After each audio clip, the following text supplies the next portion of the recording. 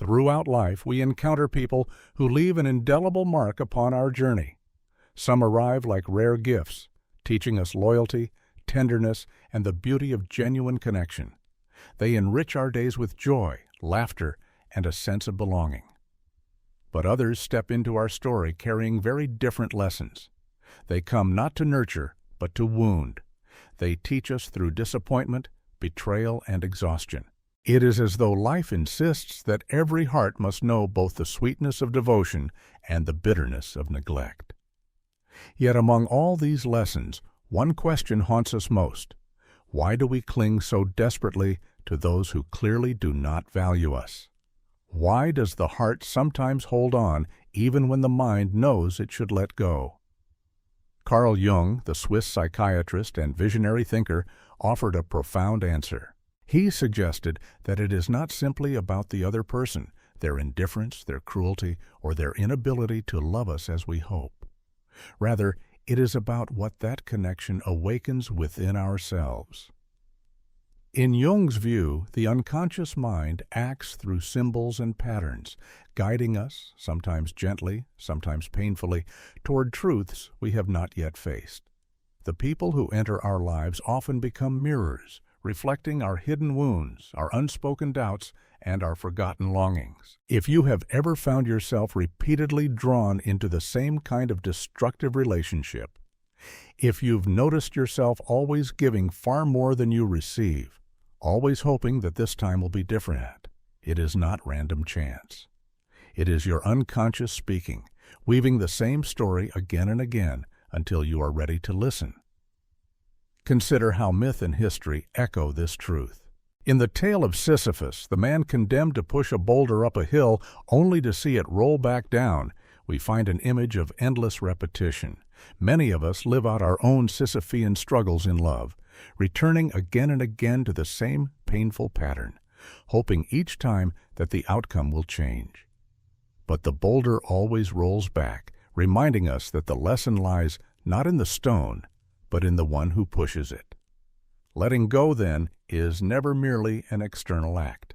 It is not simply about erasing a phone number or closing a door. To release someone who does not value us is, at its core, a process of profound self-discovery. It is the moment we stop looking outward for the cause of our suffering and begin looking inward for its roots. Think of the times when deep inside you already knew the truth. A relationship was not serving you, yet you stayed. You justified their actions, telling yourself that love requires sacrifice. You convinced yourself that with enough patience they would change, or that if you proved your worth, one day they would finally recognize it. And in doing so, you silenced the quiet voice of your own soul, the voice that already knew better. The hard truth, as Jung explained, is that the problem often does not lie in the other person. It lies in what the relationship activates within us. When we cling to what hurts us, we are not just holding on to a person, we are clinging to an inner story, one we may not even realize we are telling ourselves. This is the paradox of love and betrayal. The very wounds we try hardest to escape are often the ones we are drawn back to. Until finally, something within us awakens, until we realize that letting go is not the end of love, but the beginning of a deeper kind of love, the one we must first give to ourselves. Jung believed that the relationships we form are never accidents. They are mirrors, reflecting back to us the parts of ourselves that we have not yet recognized or healed. If you find yourself drawn again and again to people who neglect you, exploit you, or fail to reciprocate your love, it is not merely misfortune. It is a message from your unconscious. This is why certain patterns in love feel strangely familiar, almost faded. We meet someone new, but before long the same old story reappears. The imbalance, the yearning, the disappointment. To the conscious mind, it looks like coincidence, but to the unconscious, it is deliberate repetition. The psyche is staging the same drama, hoping that this time we will learn the lesson we once ignored. Throughout history, this cycle has been recognized in different forms. The Greek myth of Narcissus tells of a youth who could love no one but his own reflection. In many ways, our harmful relationships are like this. We are not truly engaging with the other person, but with what they awaken in us, our reflection in their eyes. And just as Narcissus was trapped by the image he could not turn away from, we too can become ensnared by relationships that replay the unresolved conflicts of our inner world. In modern psychological terms, these repetitions are called projections. When we project our unhealed wounds, our hidden fears, onto others, and then react to them as though they came from outside us. Imagine a lantern casting shadows upon a wall. The figures seem alive, but they are only the play of light on a flat surface. So too are many of our conflicts in love, shadows of ourselves mistaken for external reality. Jung warned that ignoring these patterns keeps us imprisoned. Until we face the truth within, we will continue attracting the same scenarios without. And each time the stakes grow heavier, the heartbreak sharper, the lesson harder to ignore. This is why letting go is so vital. To release someone who does not value us is not only an act of strength toward the outer world, it is an act of courage toward the inner one. It is the moment when we stop chasing shadows and begin seeking the source of light itself. At the heart of Jung's teaching lies the shadow, that vast and hidden territory of the psyche where we bury the parts of ourselves we would rather not see. The shadow is not always dark in the sense of evil. It is dark because it remains unseen. It contains our anger, our envy, our shame, but also our untapped strength, our forgotten talents, and our unspoken desires. When ignored, it manipulates us from below the surface. When acknowledged, it becomes the gateway to wholeness. In relationships, the shadow reveals itself in the most uncomfortable ways. If deep within you lingers the belief that you are unworthy of love, you will be drawn to those who confirm it. If you secretly believe that affection must be earned through sacrifice, you will meet partners who demand endless proof of your devotion. And if your hidden self insists that love is meant to hurt, then you will find yourself clinging to those who make you suffer. In every case, the external drama is merely a reflection of the inner stage.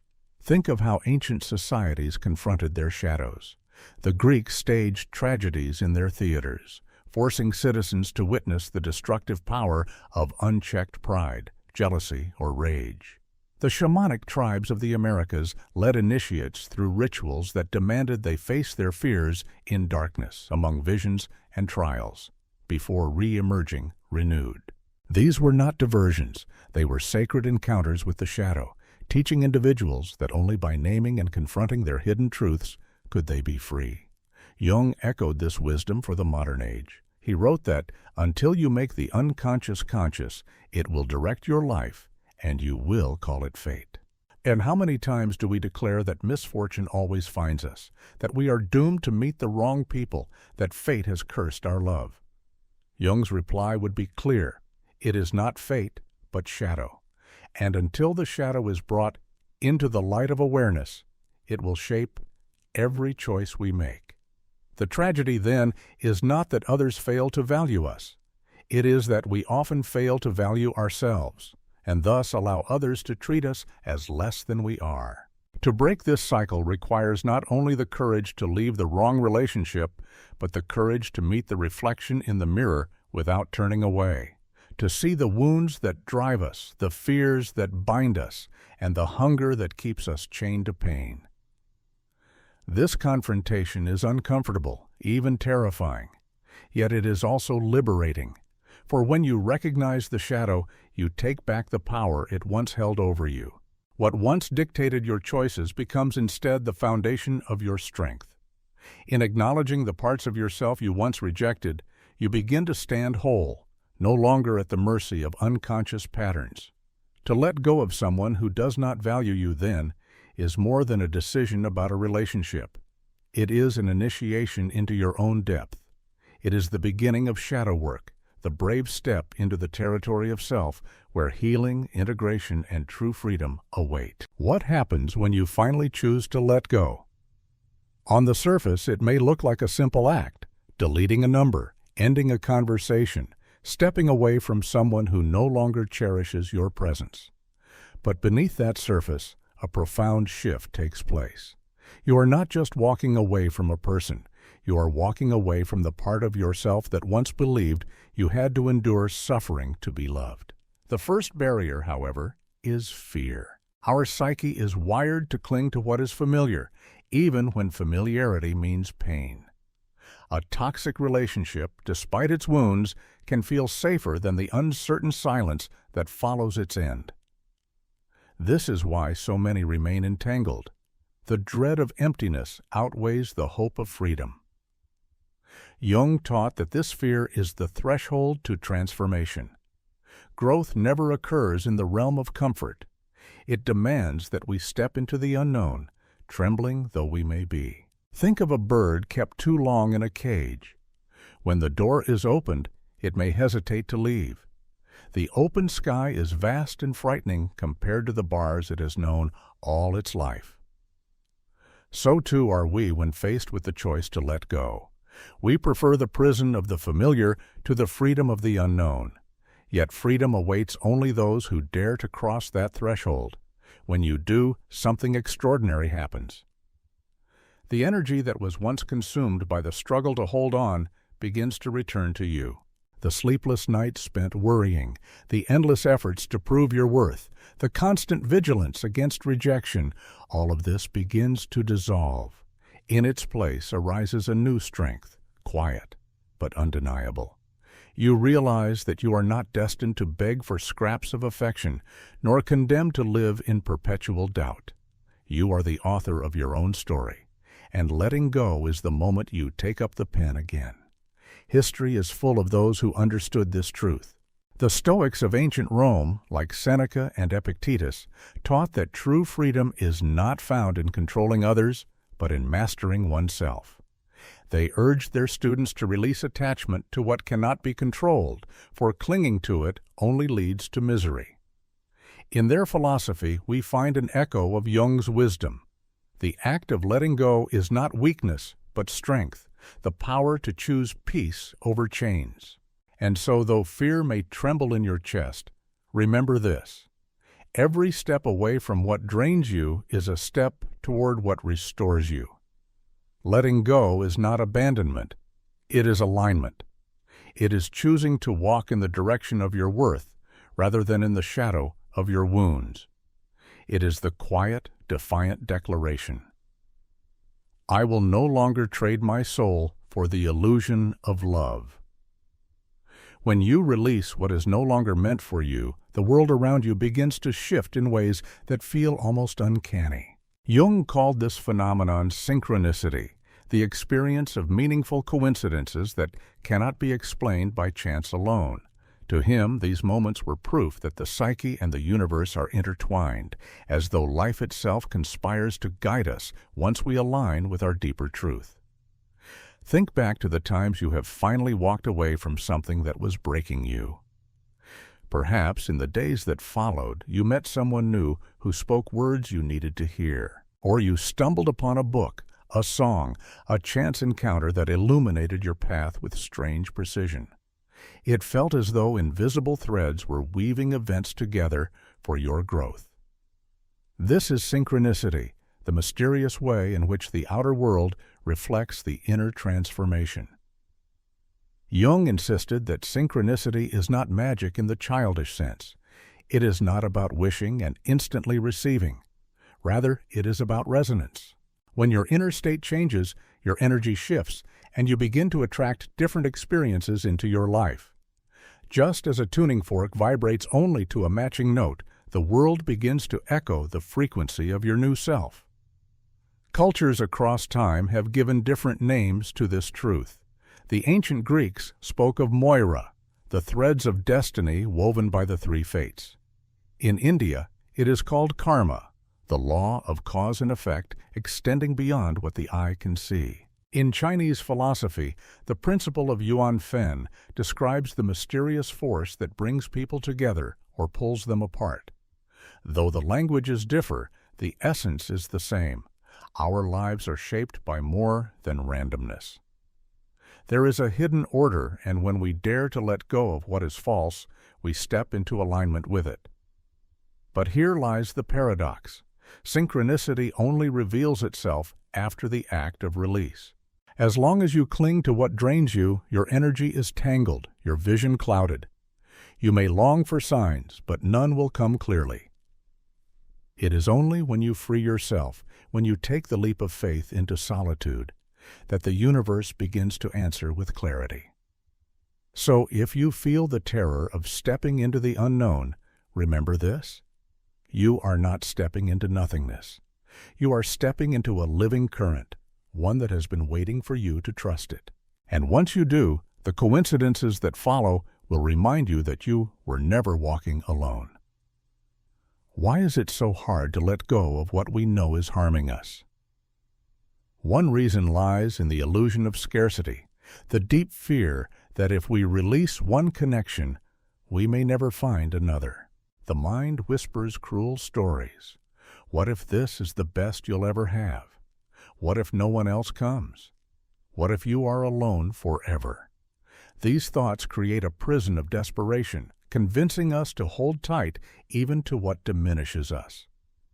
Jung argued that this fear is not truly about the other person. It is about an unconscious wound within us, often born in childhood. If you grew up learning that love must be earned, that affection is scarce and must be fought for, you may unconsciously recreate those conditions in adulthood. Each toxic relationship becomes a reenactment of that old belief: I must suffer to be worthy. History and philosophy echo this struggle. The Stoics taught that clinging to what we cannot control is the root of misery. Epictetus reminded his students that fearing loss blinds us to abundance. When you are attached to something, remember that it is mortal. Then, if it is taken, you will not despair. In Buddhism, too, attachment is described as the source of suffering, our insistence that things remain when all of life is change. Both traditions whisper the same truth Jung revealed: we suffer less when we stop clinging to illusions. But scarcity is only an illusion. The truth is that life does not run out of love. Just as the ocean never exhausts its waves, the human heart never exhausts its capacity to connect. What traps us is not the absence of love in the world, but the belief that we are undeserving of it. And as long as that belief persists, we will accept crumbs and call them a feast. Here lies the power of individuation, one of Jung's most transformative ideas. Individuation is the process of becoming whole in yourself, no longer defining your worth through the eyes of others. It is the realization that you are not half of a broken piece waiting for completion, but a full being whose love for self radiates outward. When you begin this journey, you stop begging the world to prove your value. You live it instead. The irony is that once you let go of scarcity, abundance appears. When you no longer chase those who dismiss you, you notice those who see you clearly. When you stop wasting your energy on what drains you, you discover new spaces where joy, respect, and reciprocity flourish. The illusion shatters and you finally see: you were never starved of love. You were starved of self-recognition. Letting go, then, is not losing. It is refusing to trade your soul for the illusion of scarcity. It is stepping into the vast truth that love is not earned through suffering. It is received freely when you dare to believe you are worthy of it. When people imagine letting go of someone who does not value them, their greatest fear is often loneliness. The thought of empty evenings, unanswered messages, and silence in the spaces once filled with another's presence feels unbearable. Yet Jung and many wise voices before him taught us that loneliness is not the same as solitude. Loneliness is the ache of being disconnected from oneself, while solitude is the quiet strength of rediscovering who you are. How many have stayed in draining relationships simply to avoid the terror of being alone? We convince ourselves that even bad company is better than no company. But this belief keeps us chained to what diminishes us. Loneliness, paradoxically, is often deepest when we are with someone who does not truly see us. You can be surrounded by people, even loved by many, and still feel utterly invisible. The absence is not outside, it is within. Solitude, by contrast, is a return.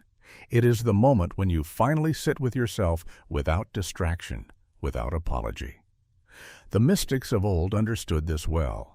Christian monks withdrew to deserts, Buddhist practitioners to mountain caves, Sufi poets to nights of silence, not because they despised the world, but because they sought the truth within.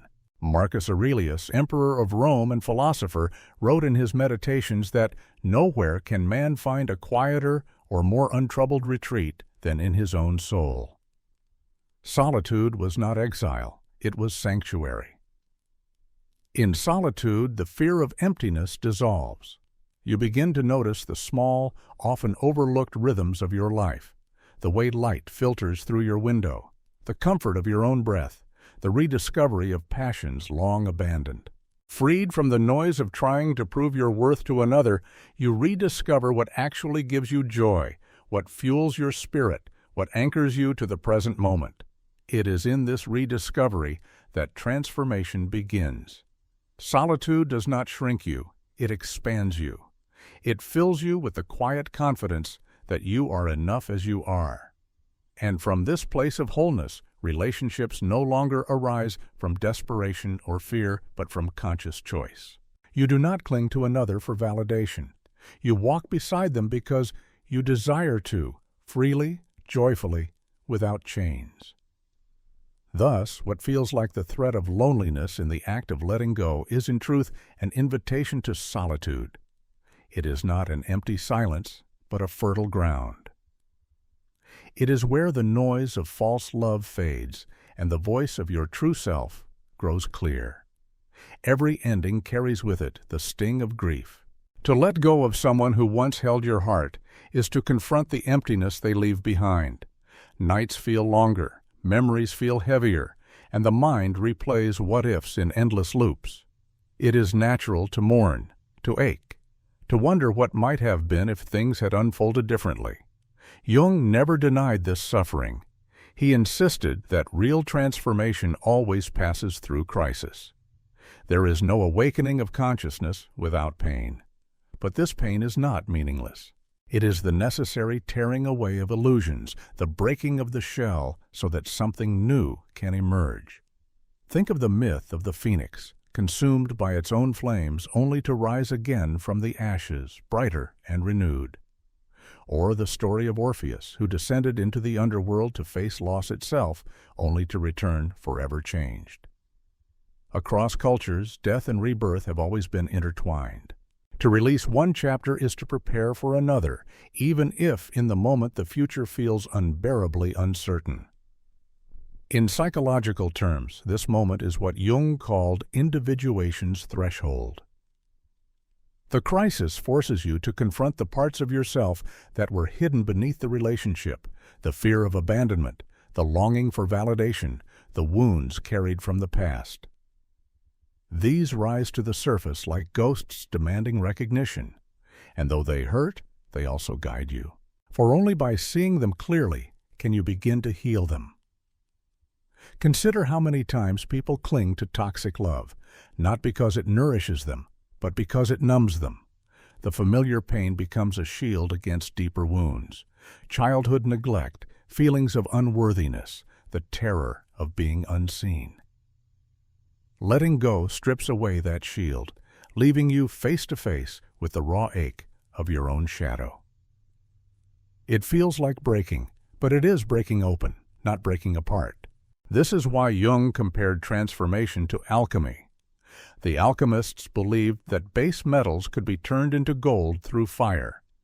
In the same way, our base experiences, betrayal, disappointment, heartbreak, become the raw material of spiritual gold when passed through the fire of awareness. Letting go is that fire. It burns, yes, but it purifies. It destroys what is false, so that what is real may survive.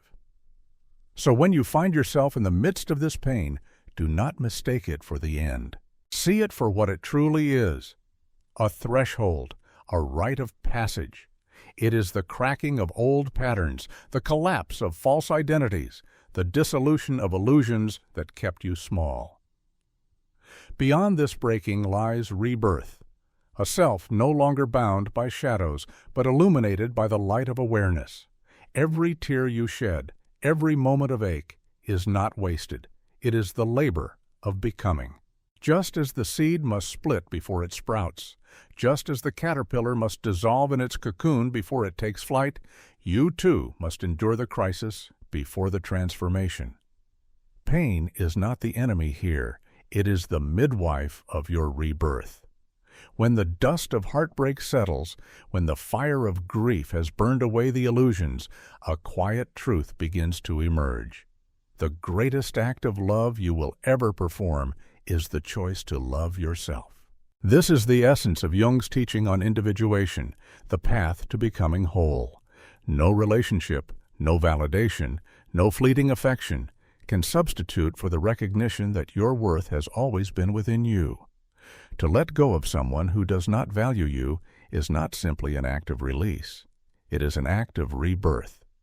It is the moment when you declare that your time, your energy, your presence are sacred gifts, not to be squandered on those who cannot see them.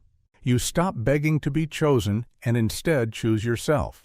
And in doing so, you end the unconscious pattern that once bound you to cycles of pain. This shift is not only internal, it ripples outward. When you carry yourself with self-respect, the world responds differently. The people who once dismissed you begin to notice your absence. Those who took your love for granted begin to realize its rarity. But by then, it no longer matters, for your focus has shifted. The validation you once sought outside now radiates from within. History is filled with those who embraced this liberation. Think of the poets and philosophers who, after great loss, transformed their pain into art and wisdom. Rumi, who turned heartbreak into verses that still echo across centuries. Seneca, who turned exile into philosophical clarity. Or even ordinary men and women whose quiet courage to walk away from what was unworthy allowed them to live lives of dignity. Their stories remind us that letting go is never the end of love. It is the beginning of authentic love. And here lies the extraordinary paradox. When you no longer need love to complete you, you finally attract love that complements you. True connection, the kind that flows without force or struggle, only enters when you have already filled yourself with your own wholeness.